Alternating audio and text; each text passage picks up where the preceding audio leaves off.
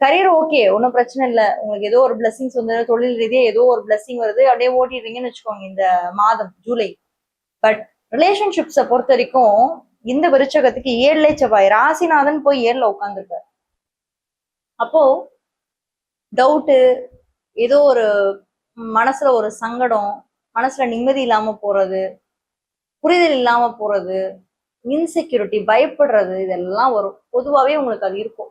Relationship மேல உங்களுக்கு அது இருக்கும். என்னதான் பார்ட்னர் உங்ககிட்ட க்ளோஸா இருந்தாலும், எல்லாமே சொன்னாலும், எல்லாமே பண்ணாலும், அவங்க கிட்ட ஏதோ ஒரு விஷயம், ஐயோ ஏதோ ஒரு விஷயம் குறைபாடா இருக்குங்க, ஏதோ ஒரு விஷயம் சரியில்லைங்க, ஏதோ ஒரு விஷயம் நம்ப முடியலங்க, இப்படிதான் தோணும். எனக்கு ஏதோ டவுட்டா இருக்குங்க, சந்தேகமா இருக்குங்க.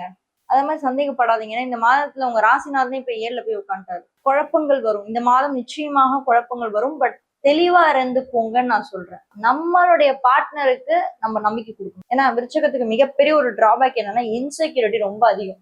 ரிஷபத்துக்கு செக்யூரிட்டி, அதுக்கு அப்படியே நேர ஆப்போசிட் இருக்கிறது ரிஷபம் தானே. அது எப்பயுமே செக்யூர்டா இருக்கும், ஒரு பாதுகாப்பா இருக்கும். விருச்சகம் ஒரு பாதுகாப்பற்ற தன்மையில தான் இருக்கும். ரைட்டா? சோ பயம் வேண்டாம். என்னை பொறுத்த வரைக்கும் எது நடக்குதோ அது நன்மைக்கே. புரியுதுங்களா? சரண்டர் ஆயிடுங்க. எது நடந்தாலும் நன்மைக்கு அப்படின்னு நினைங்க.